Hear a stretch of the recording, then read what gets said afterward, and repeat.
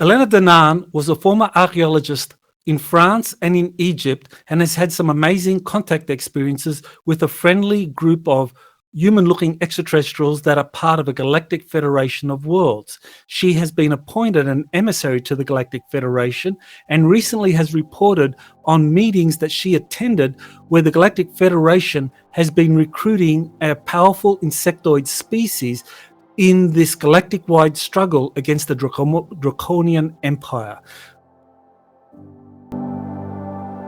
You're listening to Exopolitics Today with Dr. Michael Salla, your source for the uncensored truth regarding the human, extraterrestrial, global, and political agenda. Click the like button and subscribe to this channel. And now, here's Dr. Michael Salla. Welcome, Elena, to Exopolitics Today. Thank you, Michael. Well, I really am fascinated by this report that you put out earlier this week concerning this insectoid species, the Negumak. So you want to just describe this species, and I know you wrote about them in your 2021 book, and you had a description and you drew them. So how did you get to kind of like draw them? Just tell us about how you found out about the Negumak. Well, when I was writing this book in 2021, A Gift from the Star, 2020, I was writing about my abduction and my rescue by extraterrestrials, and the plan changed, and I started to be given information about alien races visiting Earth and involved in the affairs of Earth. And I was communicating with my contact in the Galactic Federation of Worlds, Thorhan Eredion, and we have technology. We communicate via technology. I have an implant, which is a communicator, and we can share images as well as sounds, voices, but also images. And he was sending me holographic images. I would close my eyes and relax and wait for the images. It would be kind of transparent color images. And I would then open my eyes and have a very short time to draw what I just saw, and then spend time to make the drawing nice. And that's how I got all these images. So that's the image of the Negumak that you put into A Gift from the Stars. So that's something that you saw from Thorhan, and so I mean that's a kind of pretty ferocious looking insectoid. So can you tell us anything about what it was that was unique to that particular species? They are a species on their own. They come from the Scorpius constellation, from the star system Antares, actually. The name of their world is Negumak, and the name of their culture is Gnomopo, but everybody says the Negumak. They are very, very tall. They measure about 20 feet high, enormous. They are a species on their own, but they are more insectoid, and the particularity of this culture, these beings, is that they are the only beings in this galaxy that can scare the Draco Reptilians, the Sikar. The Sikar are afraid of the Negumak. They are afraid only of the Negumak, and that's very important information that everyone is aware of. Yeah, that is very important, and we're going to go into kind of more detail about this relationship between the Neguma and the Sakar. But when did Earth's governments first learn about the Negumak? I was told that they made contact in 1989 with Earth governments. That's the information I got at the time in 2020. And I mean, did they learn that the Negumak were here and were involved in the abduction phenomenon? Were the Negumak doing abductions, before 1989, or was it just after that? And can you know anything about the abductions? Yeah, they were performing abductions, and it stopped very quickly because for science studies of Earth, science studies, and the Galactic Federation asked them gently to stop doing this, and they stopped, and they went away. But they took contact with Earth, and the thing is, in 1989, it was full power of the cabal and the deep state and the reptilians behind them, and they didn't like the Negumak, and they were scared of them because the Negumak, they are independent and they do not like the Draco. It's very interesting. They look very scary, and they really look scary, but they are very spiritual beings. It's really weird. We are not, we have been so much fed of ugly, scary aliens want to kill us, and good-looking aliens want to save us. I mean, that's Hollywood. There are good-looking aliens who want to kill us, and there are ugly-looking aliens who want to help us. And the Negumak are actually nice people. They do not have the spirit of conquest, which is lucky for everyone. They are quite trying to be in peace with everyone, and that's good. That's good. Yeah, very interesting that the Negumak made contact in 1989 with the governments, because soon after that there seemed to be an effort to kind of like depict the Negumak as a hostile. It's very interesting that in 1989 there was a comic book series that began, which was based on the idea of aliens versus predator. And that actually began in 1989, this comic book series.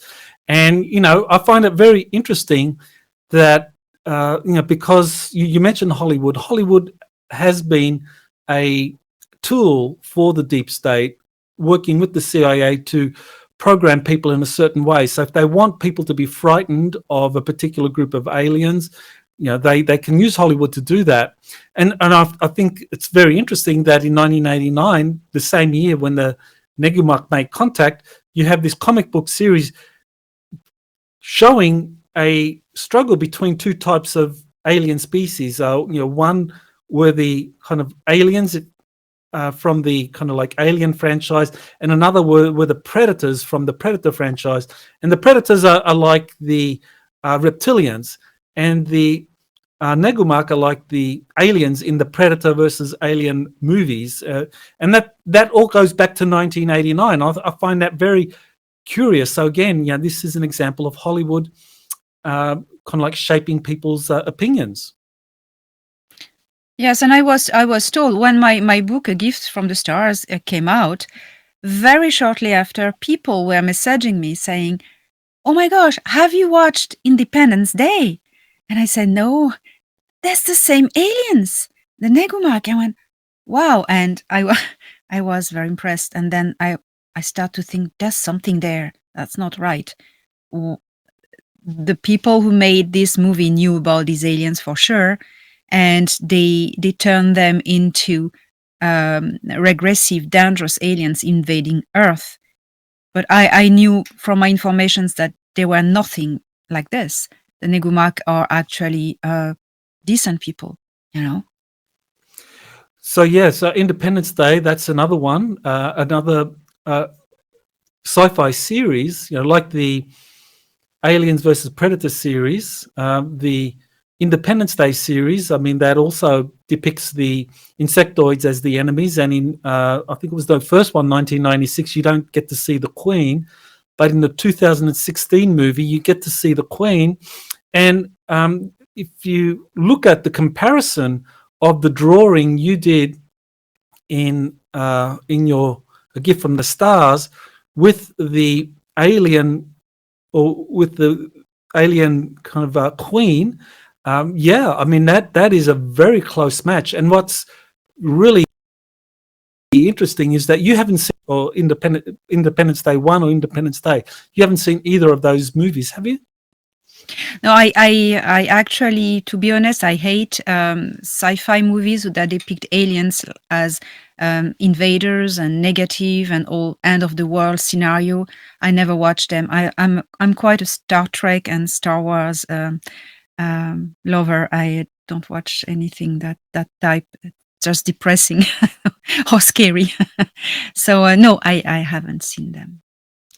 Well, I think it's really amazing the similarity. I mean, it's like I think it was Roland Emmerich. He was the director of the first Independence Day movie, probably the second as well, and he's a kind of a major Hollywood director. And here, I mean, the resemblance between the alien queen in Independence Day 2 and the Negumak is so close that you can be sure. I mean, I would guess, and I would bet on this, that he was given a picture or a drawing, probably similar to your own, about the Negumak, and told, okay, you got to make a movie where these guys look like ruthless killers here to wipe out humanity, and they're genocidal, and you've got to instill fear in humanity against these.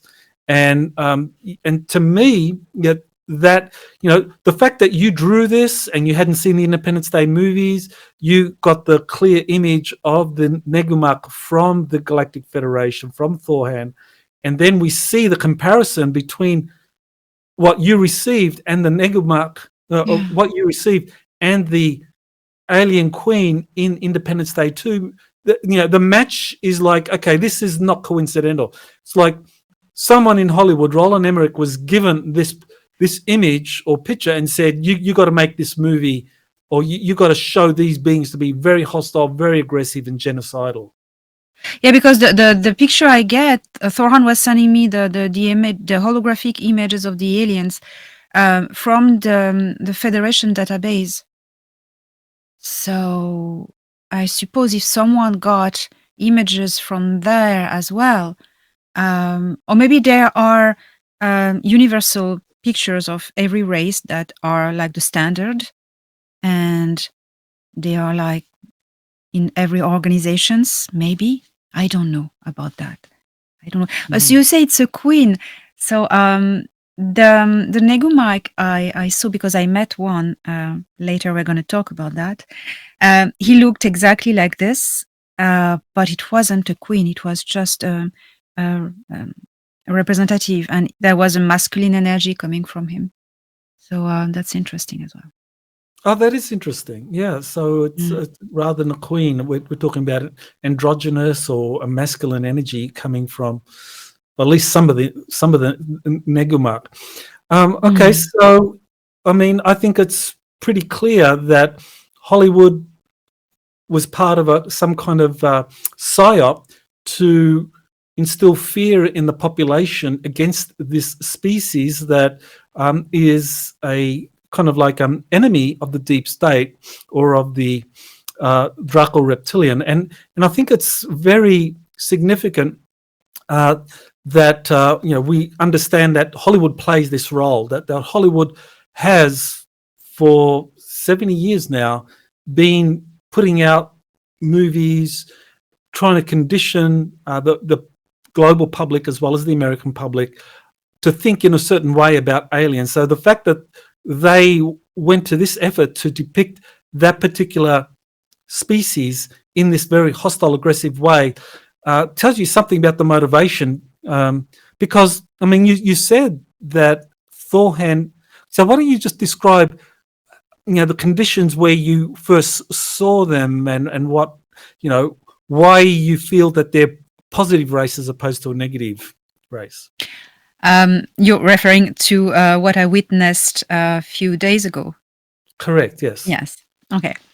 The Negumak were requested in 2021, the Galactic Federation of Worlds, in the midst of the end of the war with the deep state, not the deep state, but the Draco extraterrestrial part of the deep state and the Greys, especially the Draco.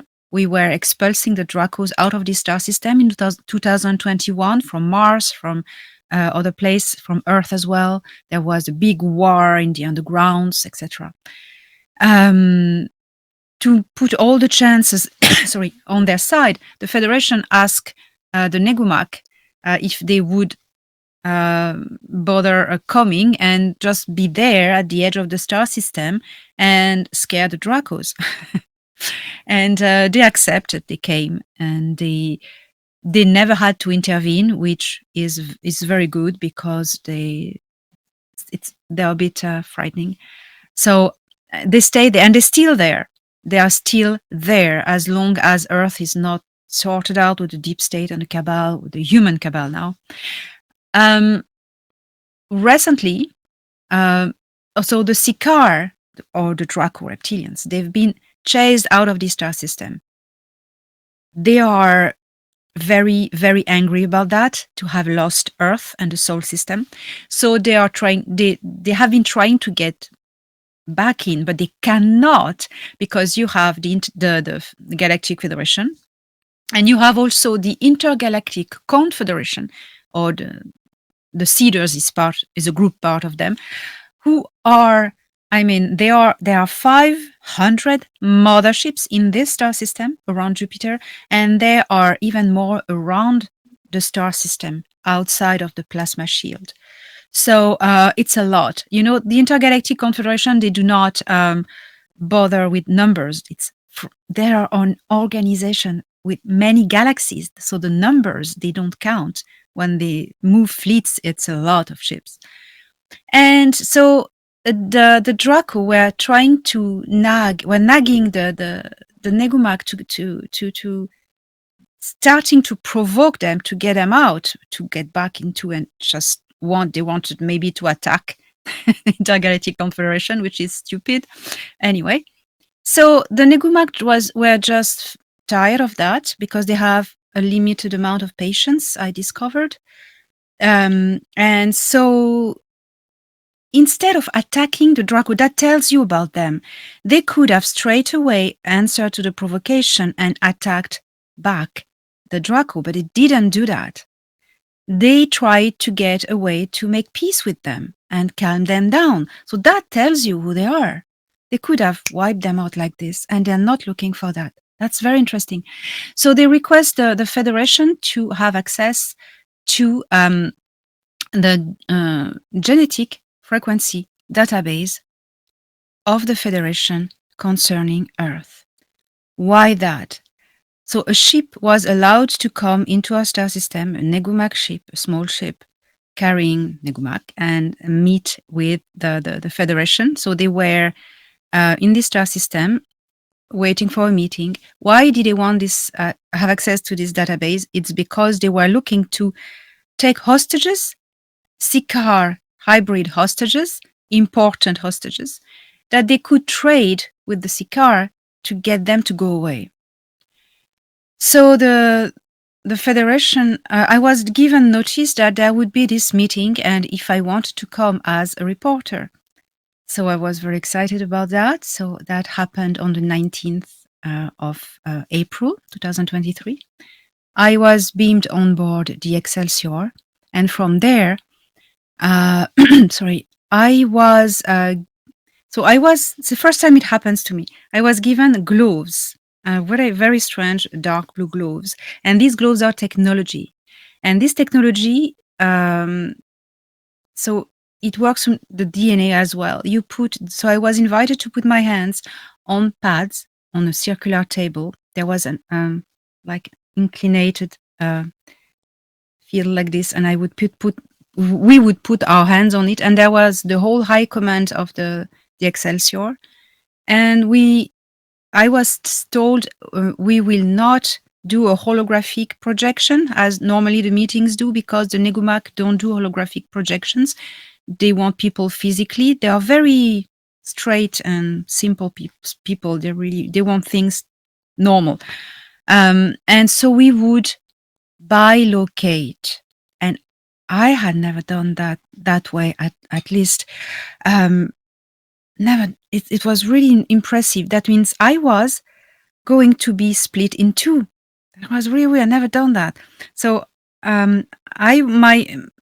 a version of me would stay on the ship with the hands on the pads, and I would be doubled, teleported to a location where the meeting was taking place, and it was physical. So at any moment, we could relocate to the ship if something was going bad. It was very interesting technology.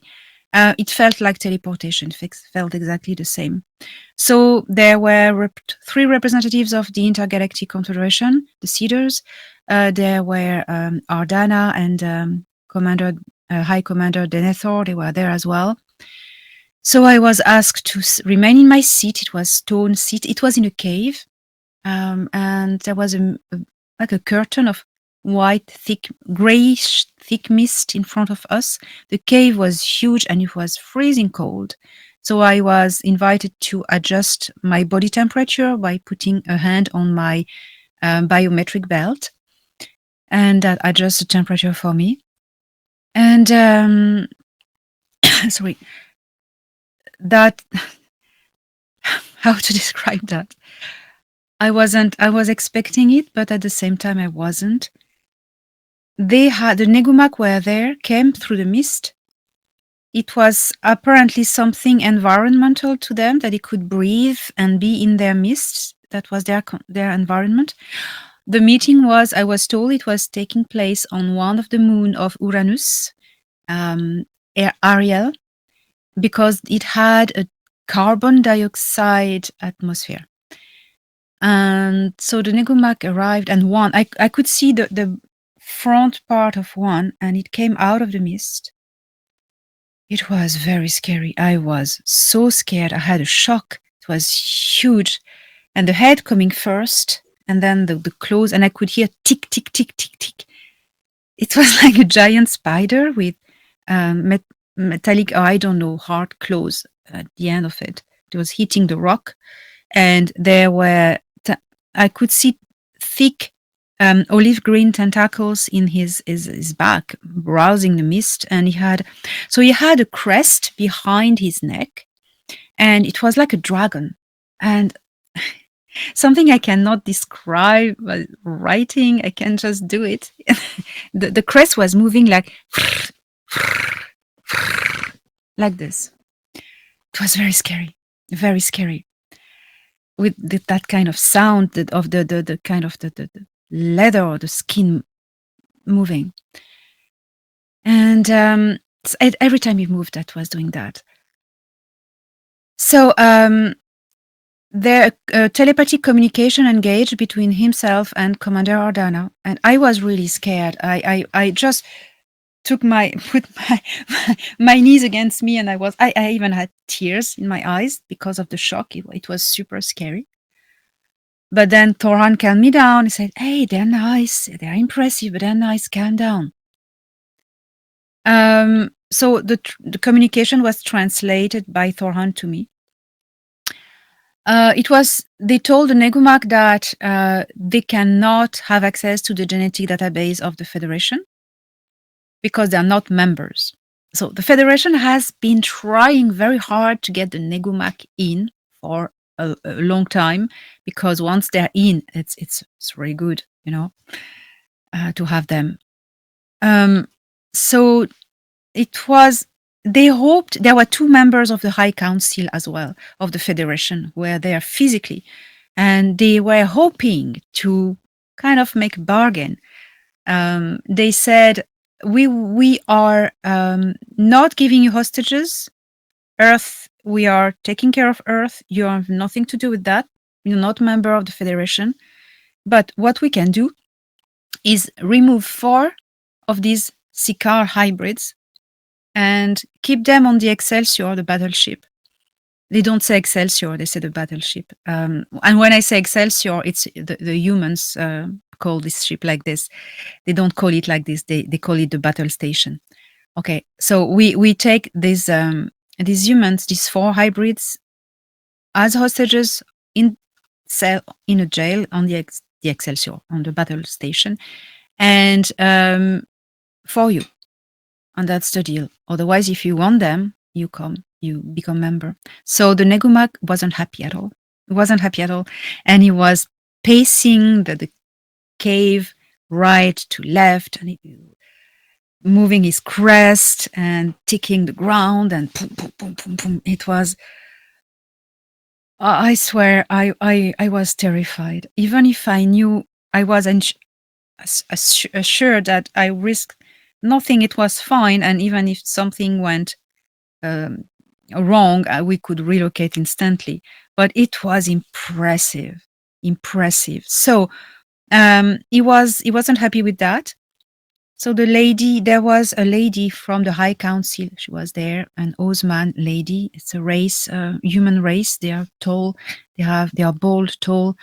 She's the law keeper of the High Council, and she's in charge of keeping the Prime Directive documents. So she had a copy document of the Prime Directive, and it was a holosphere. It's big like this, holographic sphere, blue with bit of gold, and it was in data holosphere document. That's how they store their documents. And she gave it to the Negumak, and she said, she held it towards him, and she said, well, that's our conditions, and if you want to, however one day wants to join the Federation, here's our Prime Directives, and with this document there are all our laws.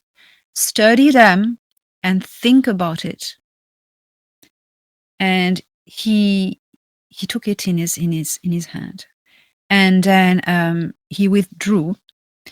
There were other Negumaks behind. I could maybe hear 2 of them. I don't know if there were more in the mist. I couldn't see them. They withdrew. They stepped back and making a sound like not but kind of very, very low sound. And it was their way of salutation, to say goodbye. It was quite impressive. And then we were beamed on board the ship. So, I was still shaking, and I've been shaking following day. On the 28th, they gave their answer. So I was invited by Ardana, High Commander Ardana, on the battle station, the Excelsior, to look at a holographic projection that was broadcasted to all the diplomatic stations in the whole galaxy, where the Negumak, one of the Negumak leaders, an important one anyway, was giving his answer, saying that the Negumak will not enter membership with the Galactic Federation of Worlds on the condition of a bargain. They like our laws, they like the Prime Directive, they like our ethics, but so they are considering, and they are okay, they are considering entering as members, and it will be on their terms and when they want. So it's good because, as Ardana said, it shows that they have ethics and honor, and that's good. And so what's going to happen is that these 4 hostages are going to be in custody of the Federation and see what happens.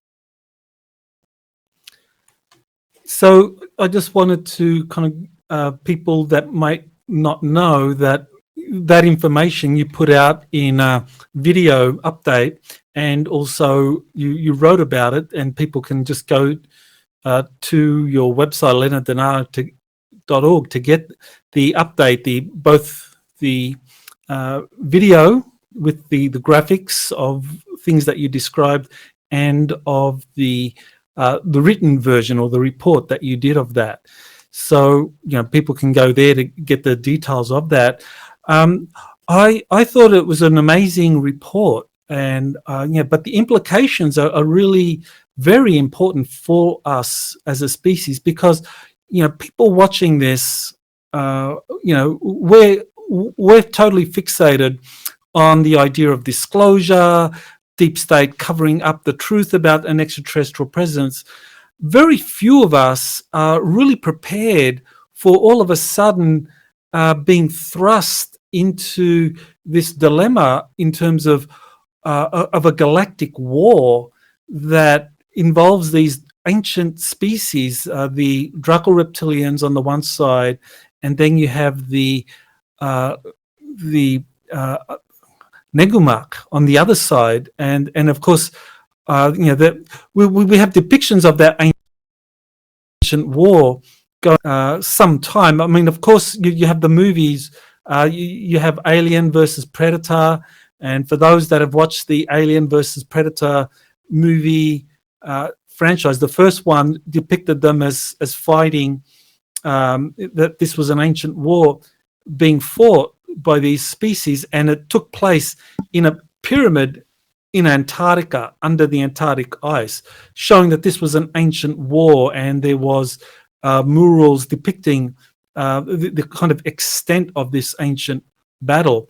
And I found it very interesting also that in the Sasquatch message to humanity, Sunbo True Brother, who I guess channeled that work or co-wrote that work with the Sasquatch, the Sasquatch described first there was an insectoid species, and that what followed them was a reptilian species, and that the insectoid and the reptilians fought against one another. There was a war between them, and this was way before the creation of humans, according to the Sasquatch message. So it says that this war between the insectoids and the Draco reptilians goes back many millions of years. And what I found to be really interesting was that there was a lecture that Dr. Sam Osmanagic gave. I don't know if you've ever heard of him. He's the archaeologist behind the Bosnian pyramids. And he says that he found artwork in a number of pyramids that show this ancient battle between an insectoid species and a Draco reptilian species that goes back millennia. So there you have, it's not just Hollywood putting out this information about the Draco and the Negumak. You find elements of it in the Sasquatch message to humanity, but also Dr. Sam Osmanagic has found artwork in the Bosnian pyramid and other pyramids around the world that show this ancient battle between the insectoids and the predator species, or so the insectoids and the reptilians. So yeah, I just wanted to get your reaction to that. Wow. So yes, that's why the Sikara are afraid of them, because they know what the Negumaks are capable to of. I didn't know about that. that could really, really well be because the only insectoid species who could fight at least equality, the Sikar, the reptilians, would be the Negumak, because no other insectoid species is strong enough to face them. Only the Negumak, and the Negumak are stronger. Mm-hmm. I suppose they won this ancient war. That's very interesting what you said, because I know that a lot of people describe the praying mantis insectoids as kind of like working with or sometimes being allied with the Draco reptilians, and people have described the praying mantis insectoids being there with the tall greys or with the Nebu, and that they're all part of this kind of Draco Orion deep state alliance, that the praying mantis are being a part of that. But the Negumak are, as you said, a completely different species. Oh yeah, that had nothing to do with the mantids. Mantids are a species that was spread in our galaxy from the Sombrero galaxy, and they like to be scientists and just do experiments, and they don't have the same ethics as everyone else, so they don't care for which side they work. And the Orion Empire has enslaved many of them. So that has nothing to do with the Negumak. Oh no, the Negumak are from this galaxy. They are from Antares star system, and they're really local to this galaxy. And there's nothing to do. They're 20 feet high at least. There's nothing to do with the mantis. Totally different it is. Right. So that really kind of leads to the big question here in terms of like, okay, so, disclosure is much more than just finding out that extraterrestrials are real and the government has been hiding them from us. It's like waking up to the fact that, there is a big galactic history that we don't know about, and that these different sides have been warring against each other. And now it sounds as though, from your report, that this galactic war is going to go hot at some point, that the Galactic Federation, along with this intergalactic confederation, are trying to recruit the Negumak, because the goal is to kind of like wipe out or to reduce the Sakaar influence in our galaxy. So yeah, that's a pretty big deal. Yes, the Sakaar have been growing and really annoying everyone, and they are at the origin of the Dark Fleet. So, and very much involved in the Dark Fleet. So we think that in this last war, the Dark Fleet will be on the side of the Sakaar Empire. I need to remember, we kicked out the Dark Fleet faction that was in our star system, but we didn't kick the whole Dark Fleet, Nachtwaffen.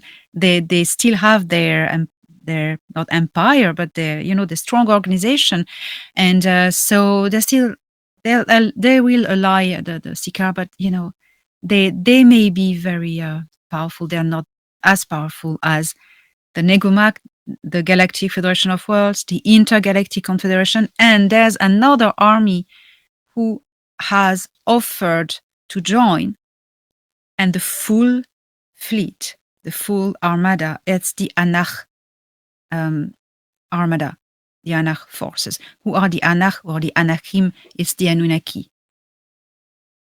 Ia assured when the Negumak gave, I was told this by Ardana, when the Negumak gave the answer that he will join, but when they want, Ia straight away visited the Federation. He went on the Excelsior actually, and he said that, okay, I'm giving I know where this is going. I am giving the full armada of the Anak Empire if this kicks out. So and it will. And the thing is, the Sakaar Empire has no chance. No chance. Absolutely no chance. This is too strong against them, too strong. And Ardana told me, it's going to be more of a clearing than a war. It's going to be like everybody saying, now stop, that's enough. Now that they can, now that the Negumak joining, So it's inevitable, as I was said, but it's not for now. It's building up, but it's not for now. We have time. We never know when that can blow up, but it will be over very quickly. Yeah. Of course, in the meantime, humanity is going to go through this incredible awakening and disclosure where the truth is going to come out. All this hidden history will come out, and the kind of like creation of the Dark Fleet, how they worked with the deep state and with the Sakaar and did all these horrible things outside of our solar system. And they are still here. They have a presence. They have a foothold because they are humans. So they're our problem, not the Galactic Federation's problem. And so we have to deal with them. But on the other hand, we know from different sources that the White Hats or the Positive Earth military have been working with the Galactic Federation for some time, for many decades. I mean, William Tompkins, who was one of the key people in creating the US Navy's secret space program. I mean, he talked about the Navy working with the Nordics going back to the 1950s. So this has been happening for a long time, and he said up front that the Navy was working with Nordics, and the Nordics were helping the Navy build new fleets in the Nordic spaceports in another solar system, because Earth had become so compromised. So that kind of like corroborates what you've been saying, that the Earth Alliance, Space Command, are kind of like collaborating with the Galactic Federation, that is real. But of course, once humanity wakes up and learns the truth, we don't know when, but it sounds like it will happen, that there will be a confrontation with the Sakaar, because, as you said, they're angry, they are wanting to come back. For them, it's a matter of pride that they lost control of our solar system. And so at some point, they're going to come back, and it's better for humanity to be kind of allied or be a part of the Galactic Federation, as opposed to like just, allowing the Sakaar to come back and we're on our own and we have no means of defending ourselves because we're still a fairly young species.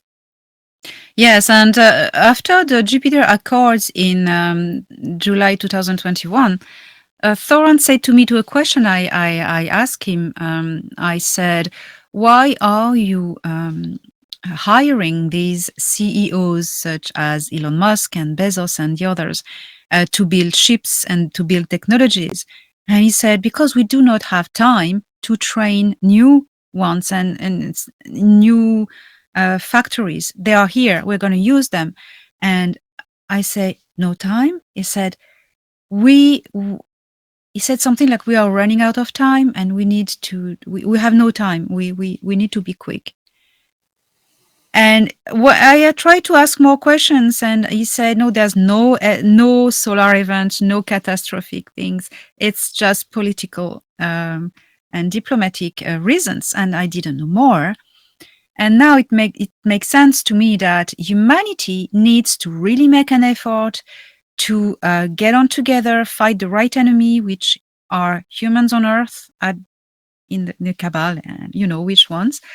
And then once we unite together, we can have make the step forward and join the Federation and being, ready to defend ourselves as members of the Federation. Because once in, the Federation can really help us militarily, openly, because we are in and we are not subject anymore to the Prime Directive. So they can really do whatever they want. They can send fleets, open day, and kill the baddies. As long as we are not in the Federation, they cannot do that. So we need to just move forward and just, everything, stop being fearful, and etc., etc. Well, that's very important, what you mentioned about the Jupiter Accords. And of course, the way you described it initially was that there were 14 nations represented at the Jupiter Accords, and 6 of those nations were part of an executive council that were formed to kind of like manage space affairs on behalf of the Earth. And the United States Space Command was chosen as kind of like the lead or the chairman of that executive council. But of course, you mentioned that Russia and China weren't very happy with the arrangement.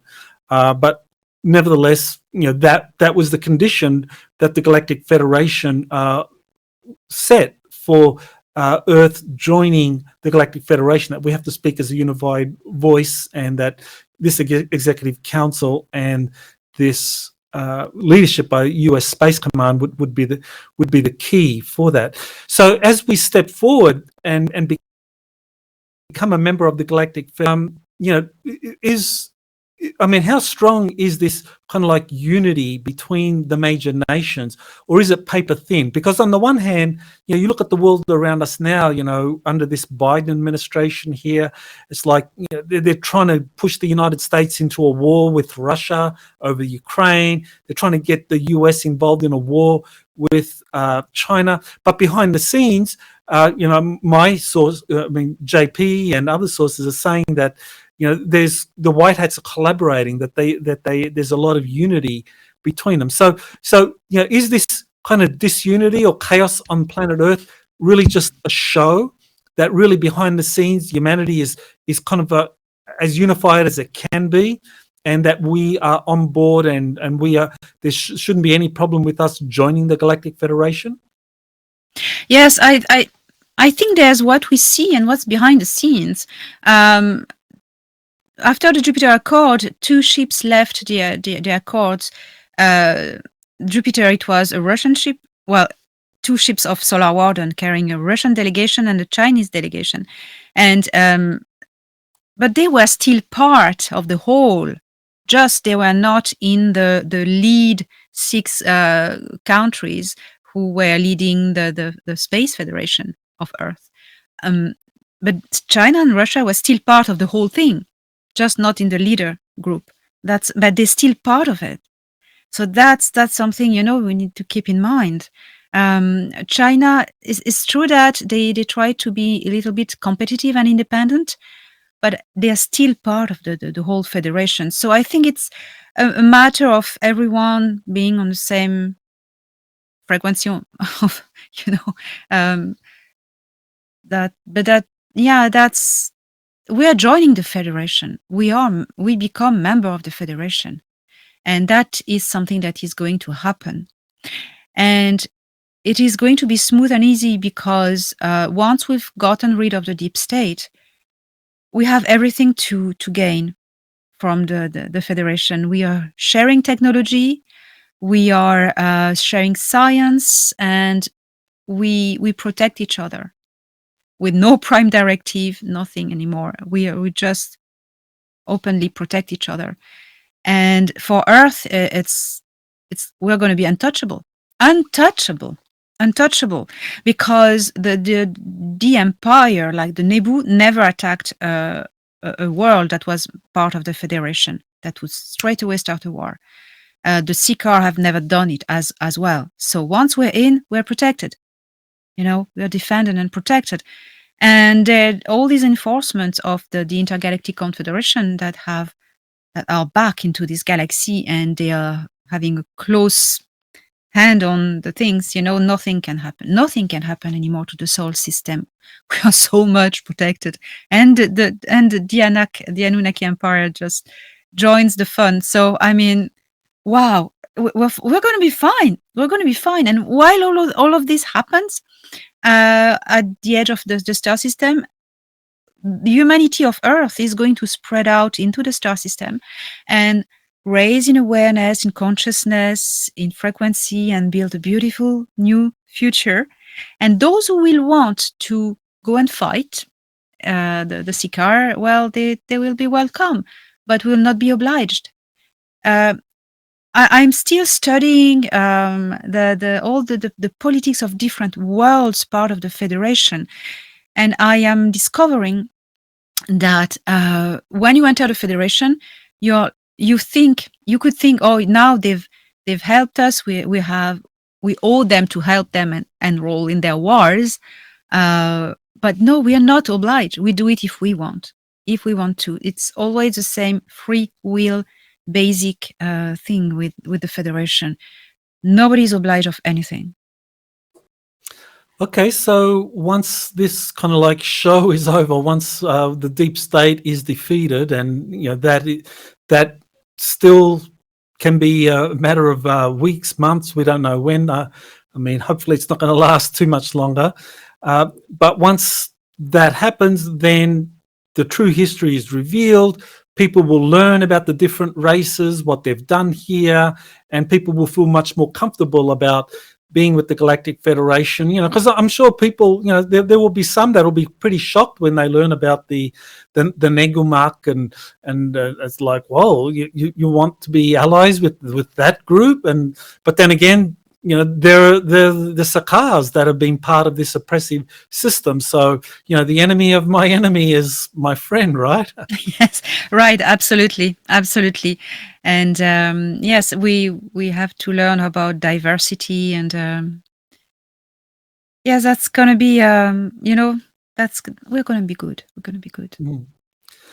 Well, just to kind of shift gears a little bit, I know actually one of the reasons we actually got to meet originally and talk was because of a super soldier from Singapore, Chow, and you talked to him and got to interview him a few times, and we put his material, or you put his material out. I kind of helped get that material out there, and he described how, as a super soldier, he was trained to fight against the Sakar, So that was fascinating, and there was other people who had come forward saying the same thing, that there were a lot of super soldiers that were being trained to fight the Sakaar. So these Predator movies are based on fact that it's not just the aliens or the kind of like Negumak that have been fighting the Sakaar, that human super soldiers have been trained.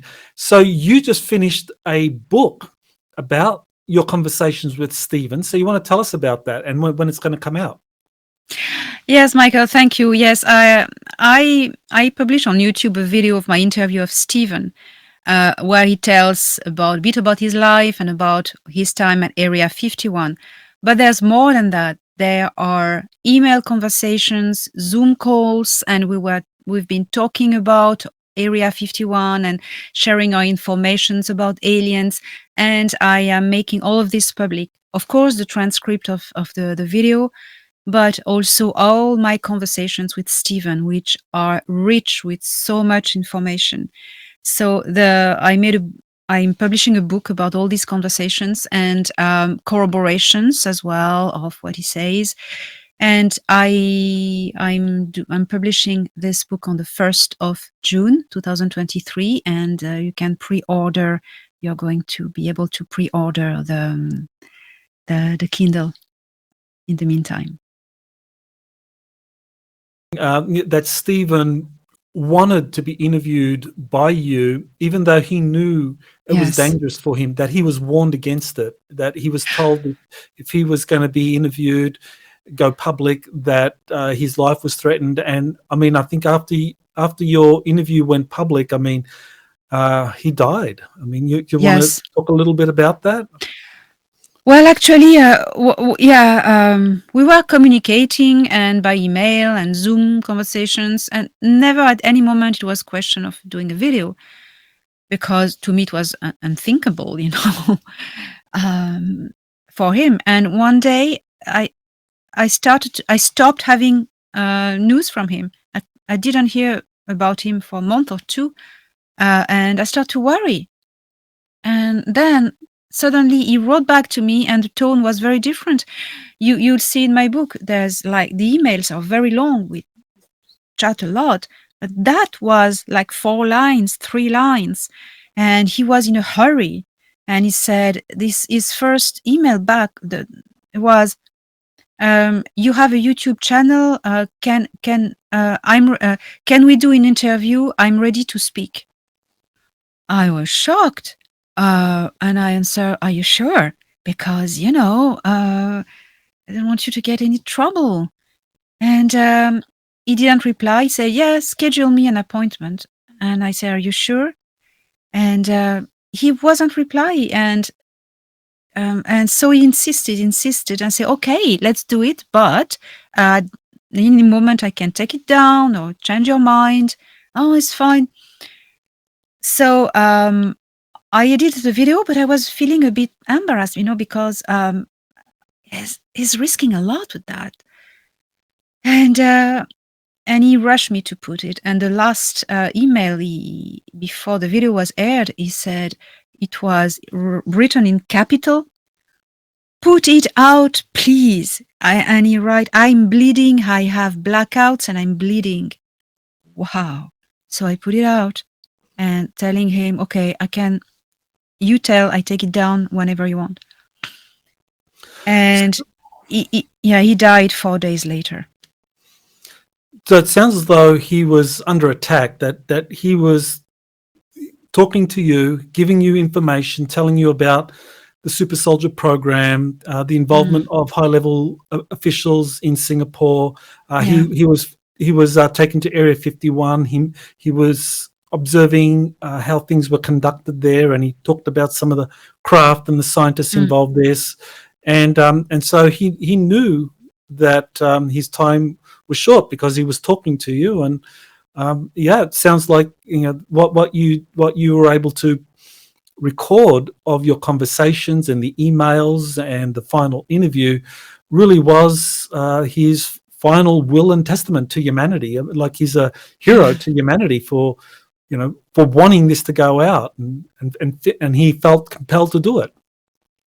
Yes, and I felt guilty for a while until I was told that no, he wanted, it's a gift. He knew you were protected, and you helped him giving his testament, his legacy to humanity, and it's an honor. It shows you. I went, wow, yeah. So he was interacting with me because I knew stuff about aliens, and he said that it was corroborating his experience. So he just wanted to share, and I was so happy to share with him. But then, yeah, he died. He was under attack. So he said that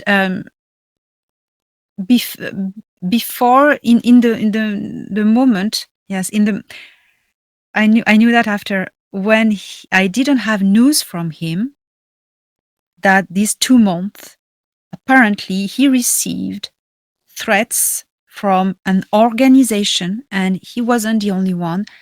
Other employees of Area 51 had received harsh, severe threats not to come forward and not to talk.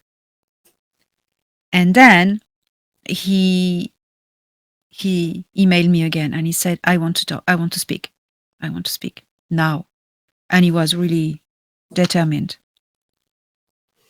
Well, I think he's a very brave person, and I think he finished life in a way that is, really good for him. I mean, I think that was his sole mission, to kind of like have these experiences and to tell humanity, share that, and that was wonderful that you helped him, that you facilitated that. So the book, when is it going to be released, and can people pre-order it?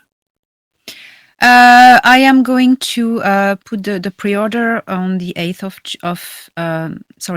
of May, and it will be, they can start to pre-order, and then on the 1st of June, the paperback will come.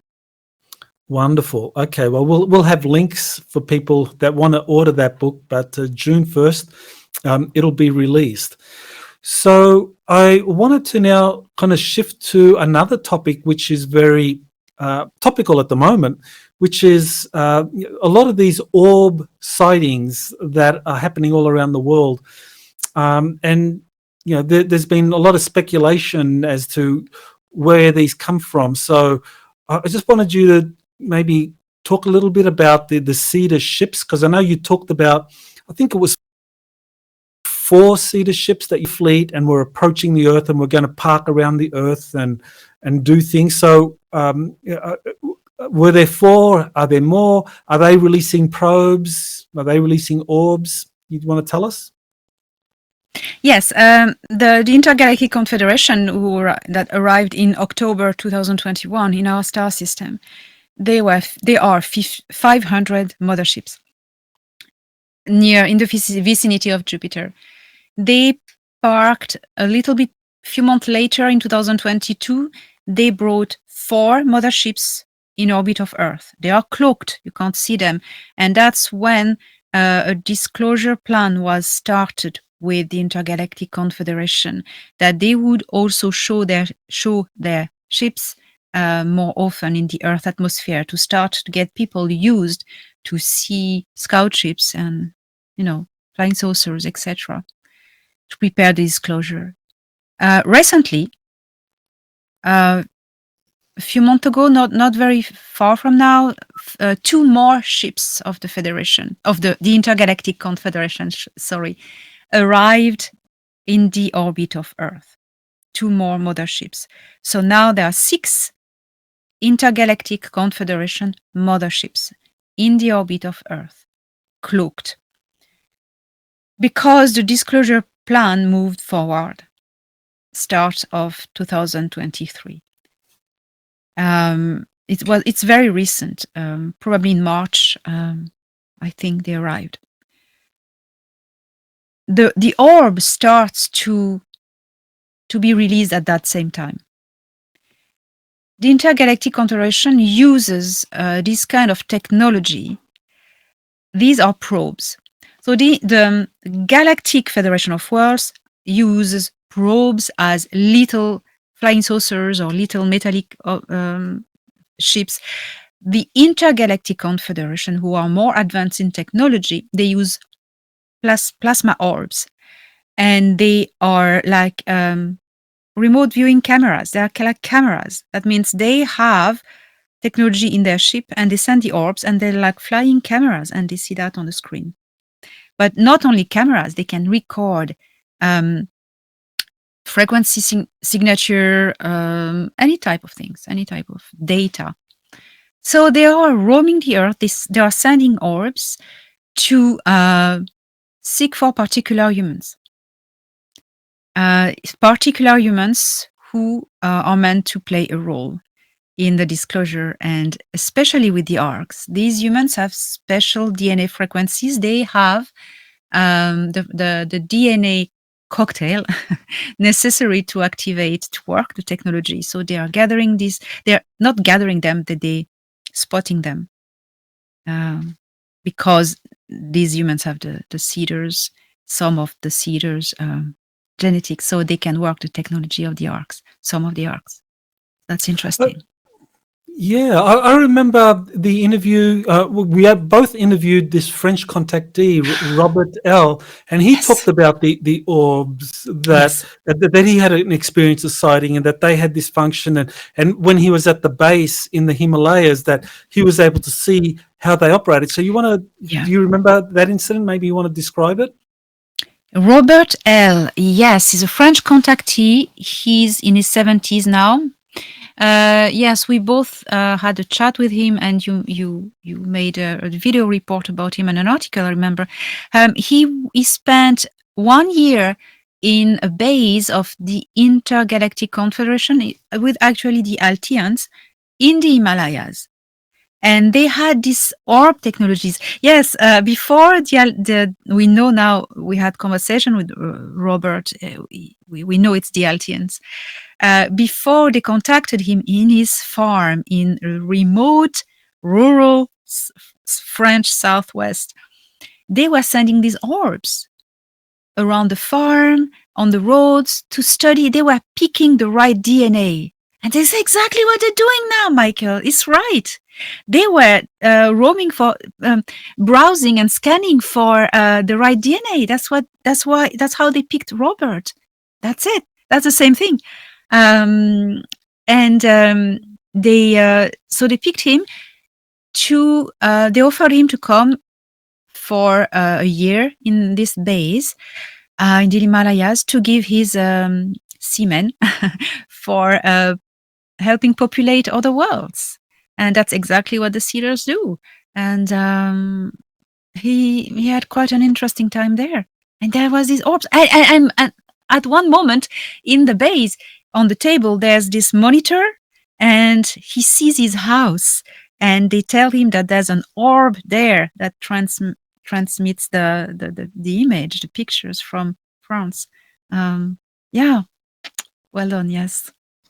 Yes, very interesting. JP also said that the arcs are releasing orbs to kind of like gauge or measure our planet's population. So what do you think is happening with the orbs that are being released by the arcs, or do you know anything about that?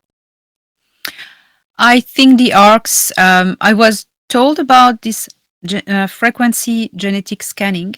I think the arcs are about to be revealed. They plan to show them, start to get them fly, but the deep state is just fighting teeth and nail to just, they won't let it go. So it's taking time, postponing things, but eventually the arcs will show themselves, and there will be humans able to use this technology. And there are apparently a lot of humans. So, that's the only thing I know for the moment. Mm-hmm. Yeah, I remember I asked Alex Collier about the orbs being released by the arcs, because JP said that the arcs are releasing these orbs and they're going around, and there's just an increase in them, and that the military is concerned about that or is aware of that. And so Alex thought that the orbs were looking for the crew of the arcs. What do you think of that?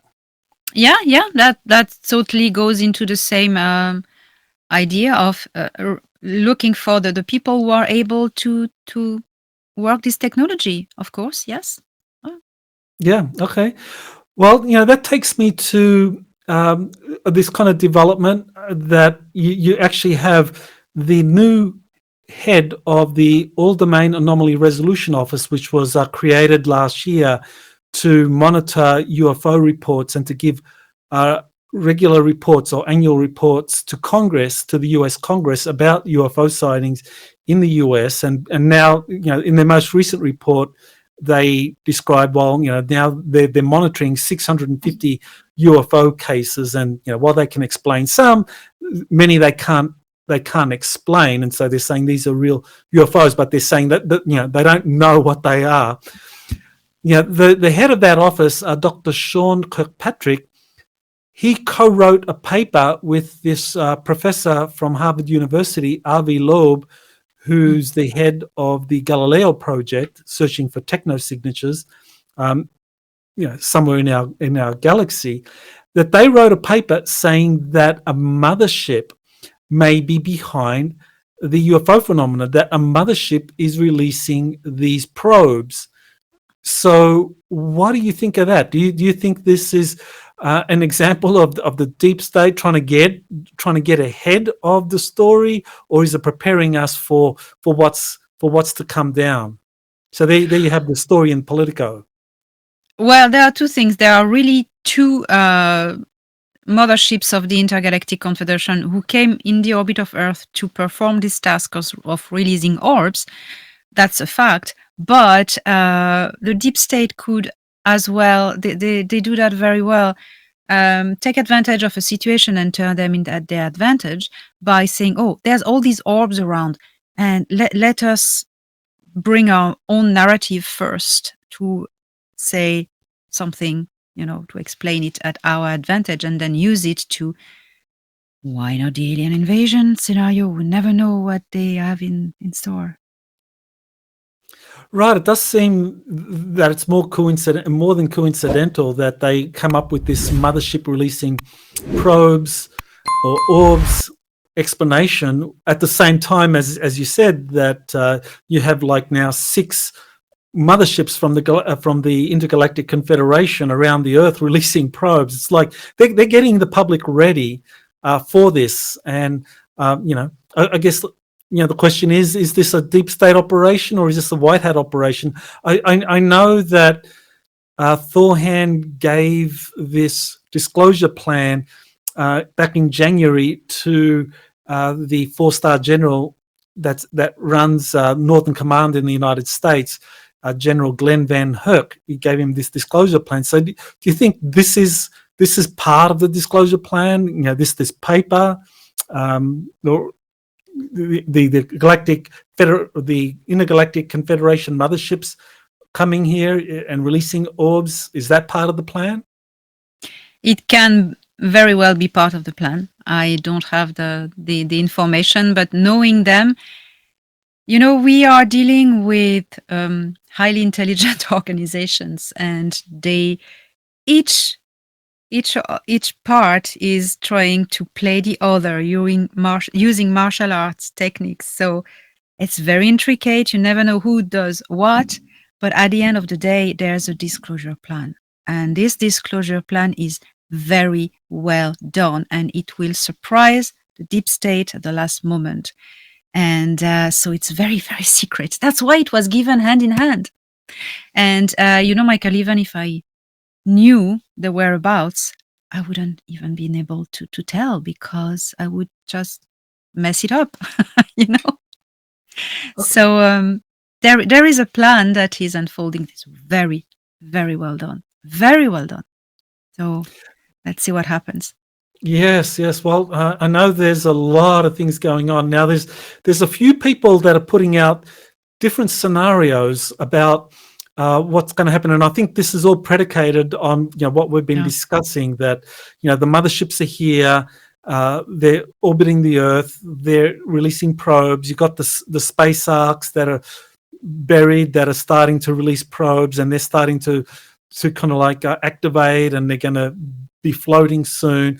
So that leads to how is the deep state going to react? Because even though this is again something we need to emphasize, that even though the negative extraterrestrials, the Saka, the Draco, the Nebu, have had to leave our solar system, the deep state still has a lot of assets, a lot of power.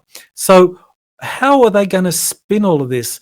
And so that leads to, is there going to be a fake alien invasion? There are some people that say there's going to be a real alien invasion. And one of my former associates, Randy Kramer, is putting out information that there's going to be a real alien invasion, and I don't agree with him, but he's putting that out. But another associate, another person that I just recently interviewed, is John D'Souza, former FBI agent, and he says that he comes up with a different kind of scenario, which is one that, no, it's not going to be a real alien invasion at all. There's not going to be aliens involved at all, but it's going to be the deep state using holographic technologies and some of its hardware to simulate an invasion, an alien invasion. So what do you, where do you stand on all of that? Where I stand is that no one can come through to the star system unauthorized. So real alien invasion, it's no. This scenario of real alien invasion just came back to the scene just when, it's funny, when the Negumak were starting to think about making alliance with the Federation and a ship coming into the star system. So that was funny. That scared if the deep state knew about this, it would scare them so much, and they would try to really demonize the Negumak, like, oh, ugly, harmful aliens are coming.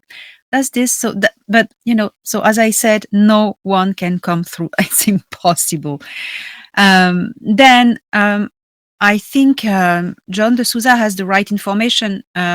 He has the data he gives is something that the deep state has planned since a long time. But then I have also information that the Federation will not let this happen, because this will be against the whole disclosure plan that they have been preparing, the Federation.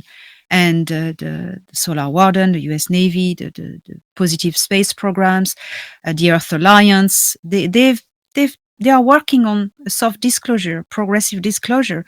So a fake alien invasion in that would be stopped. I was told that we will not let this happen. But so that's information I have beside what John brings.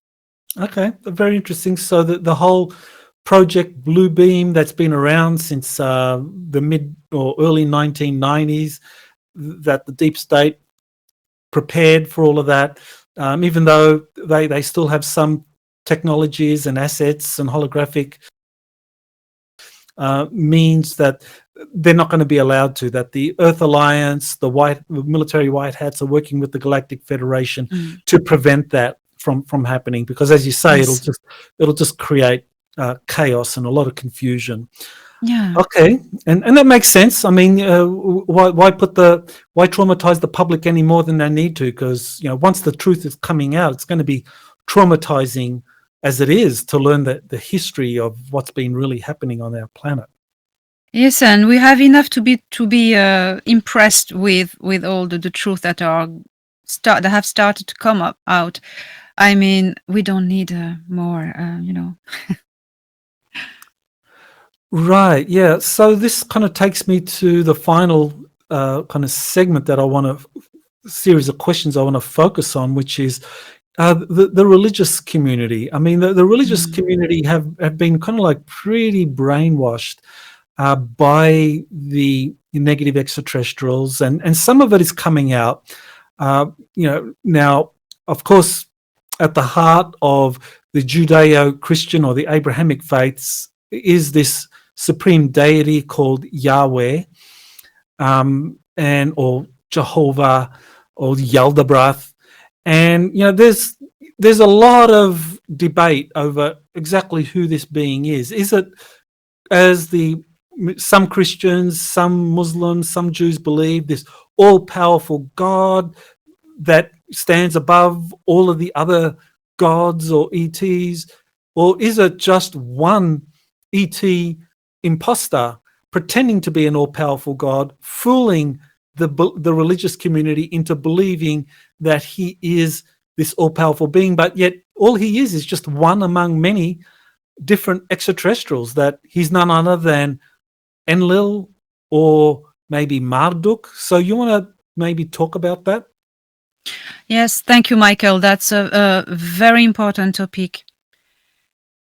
The God of the Ancient Testament, Yahweh, was a bloodthirsty evil entity.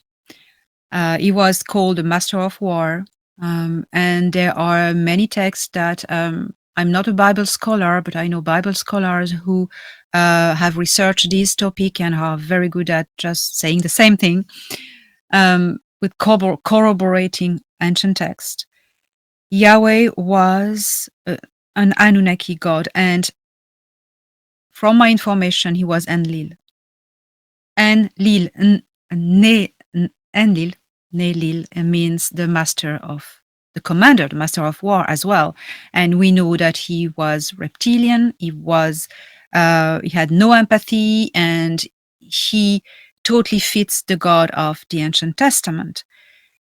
And his aim was to keep humanity enslaved and arguing with each other. He was constantly asking everybody to bash each other, to kill each other, slaughter each other.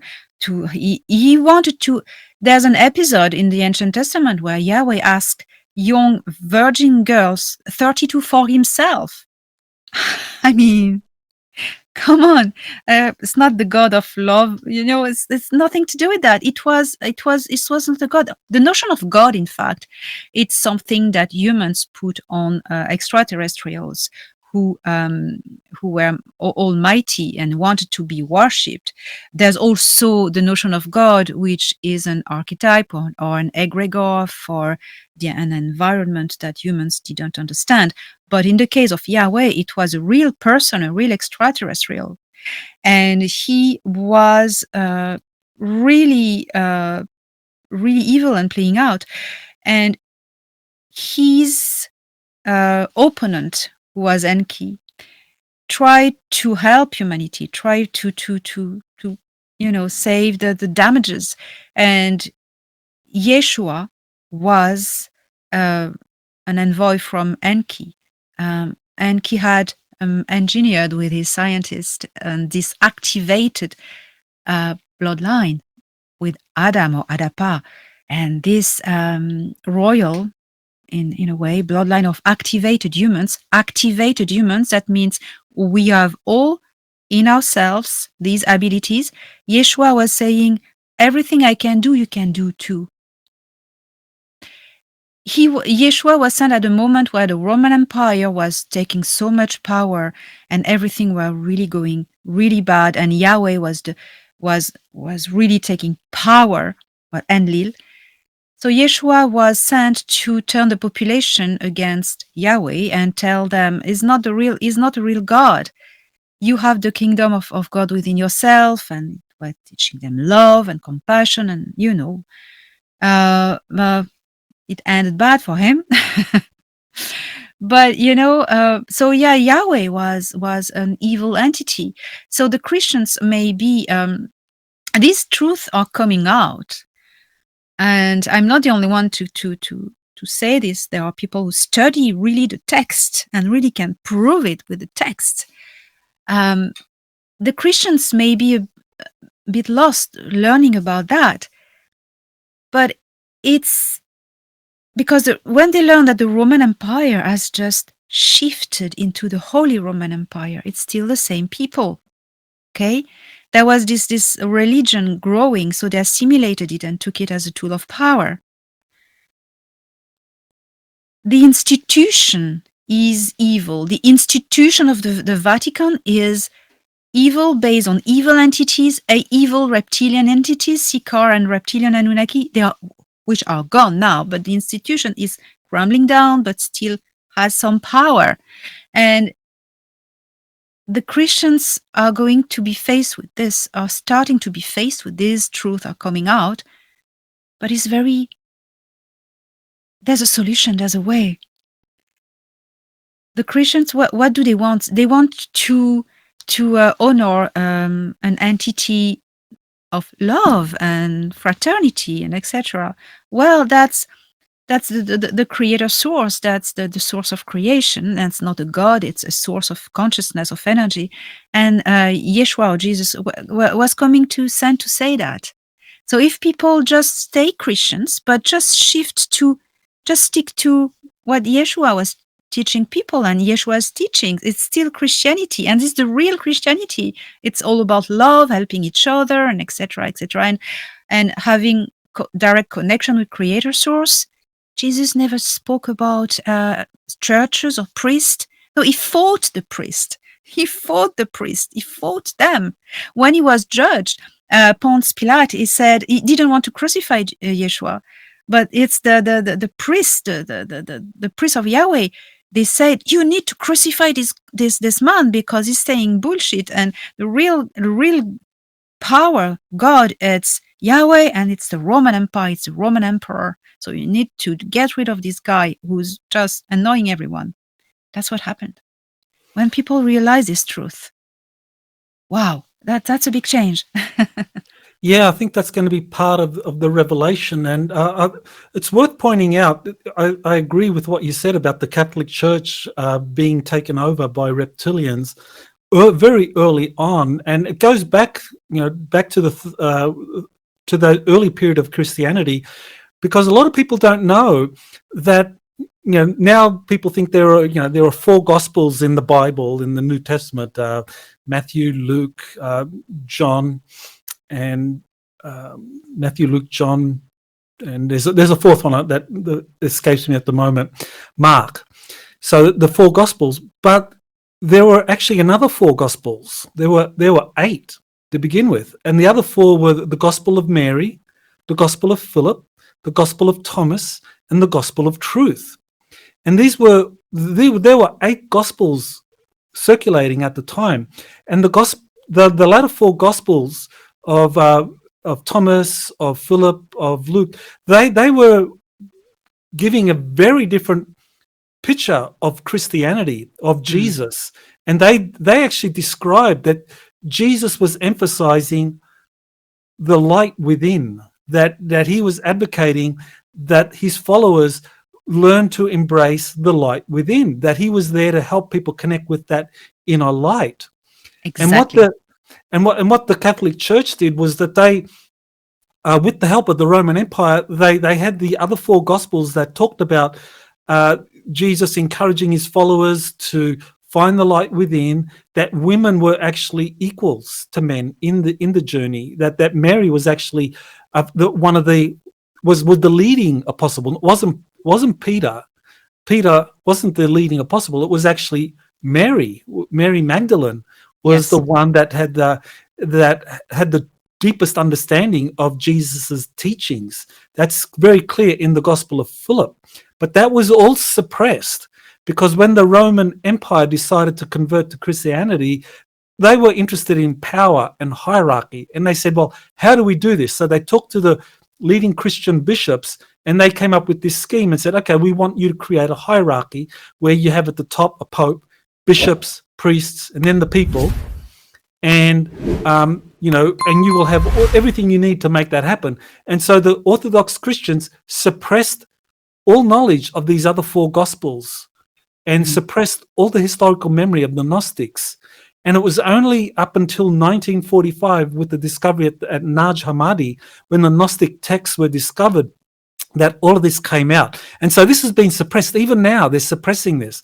But I think this is going to come out. And in the 4 suppressed Gnostic Gospels, it's very clear Jesus taught everyone to find the light within, because together that light within is part of this universal light, which is God, which is the Father. And that this being that calls himself God, Yahweh, was in fact the demiurge. He's a pretender. That's actually part of the Gnostic teachings. So yeah, I totally agree that this is going to be a real watershed for Christians around the world. And I assume that Jews and Muslims will go through their own process because, the truth has been suppressed for such a long time. Yes, and it's not a faith crumbling down. They must not see that like this. They must see like an institution who has lied to people to manipulate them is crumbling down. But the faith remain in the good things, in the love, finding the connection, the Creator inside, within ourselves. Go back to the teaching of Yeshua for the Christians. And there were these groups of extraterrestrials, were Anunnaki. They were the protagonists. You had Enlil playing Yahweh. Sometimes they were swapping, but most of the time it was this. Enlil playing Yahweh, Marduk playing Satan, and Ninurta playing Allah. In other times I would be burned for that. but Enki was there as well, and he was the one who told what's his name, Noah, to build to build the ark and save, and because Noah was the carrier of the bloodline of activated people, and he was behind the scene always trying to save the activated people, that this genetic strand stays in the population and multiply and spreads out, and the humans, it's like Enki installed an antivirus population, with activated DNA. Then people who are the descendants of this bloodline, a lot of people now, have activated powers, especially healing and, paranormal powers. And that's how we are normally when we're activated. So it was a good move. So when we come to this idea, which is kind of like at the core of a lot of evangelical Christians, which is the return of Jesus, with the emergence of the Cedars, with the rise of the space arcs, with the return of Enki or Prince Ea, with the return of Jesus, how does that figure out? How does that kind of figure? Are we talking about a real historical being, Jesus, returning, or are we talking about the teachings that he promoted, and that's what's returning? Michael, I'm so glad you said it, because I share totally this thing. Jesus is not returning as himself or as a being.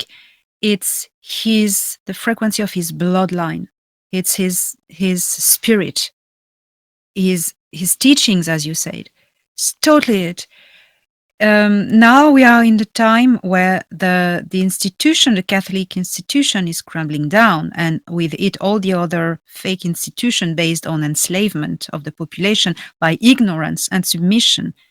And when that crumbles, there's the renaissance of this faith in human, faith in who we are, and faith in the connection directly with, we can call it God or Creator or Source, because we are a fractal of it. And that is what I am really fighting to tell everyone. Yes, we are made at the image of the Creator, not the bodies, people, the soul. We are fractals. The consciousness is a fractal of Source. And we are, as a fractal of Source, we had the quantum entanglement to create a Source. And just by meditation and just centering our thoughts into who we are and our own frequency, we have direct line with God. We don't need churches, institution, what is it? It's power control, fear pressure. I mean, to tell a baby, or that the baby is born with sin, what's wrong with you people? That's not right. So we are coming back to the truth. And the saying, truth shall set you free, but first it needs to shatter your illusions. that's not enjoyable, but it needs to happen. So to go through this change, go back to the essential, our direct connection.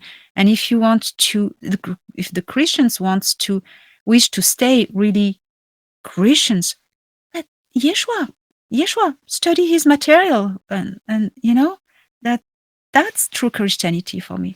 I'm not a Christian, but I would do that anyway.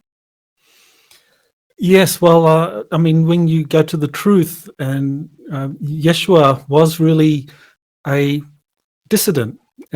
Jesus was a dissident. I mean, he was persecuted because he wanted to empower people. He wanted people to go within and find the light within, not to give their power away to priests and hierarchy. That's why they crucified him. And of course, it's ironic that the church perpetuated that, but there are those Christians that kept that alive, and I think this is going to be one of the things that is going to be really amazing for those that follow the Christian teachings, that this true knowledge is going to come out. And I think this disclosure is going to have something in it for everybody.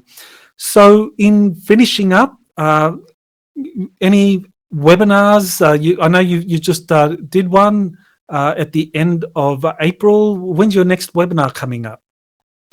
I'm going to let a little gap because I'm quite busy at the moment. So the next webinar will be probably the 4th of June. So I'll keep everyone posted. And I'm still writing books, and I'm going to concentrate on really finalizing very well the Stephen Chow Area 51 book. And then I have other projects I conduct at the same time. So very busy and up and down when it happens. So we never know.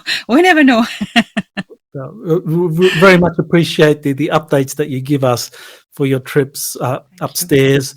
And I just want to tell people the webinar that you just did, I actually attended. I thought it was a fabulous webinar. So people can still go to your website, and they can still watch the replay of the webinar. So it's well worth it. And Stephen Chow's book comes out on June 1st. You can pre-order it as of May 8th from Amazon. Details are at elenadanaan.org. So Elena, I want to thank you again for all the work you do. I know you kind of like, in a way, you're a target for many deep state assets that don't want this information to come out. So I just want to acknowledge that, people love what you're doing. They love you, and we wish you the very best in fulfilling your role. You're doing a tremendous mission for our planet, and we hold you in our hearts. So you definitely are on the right track. Thank you.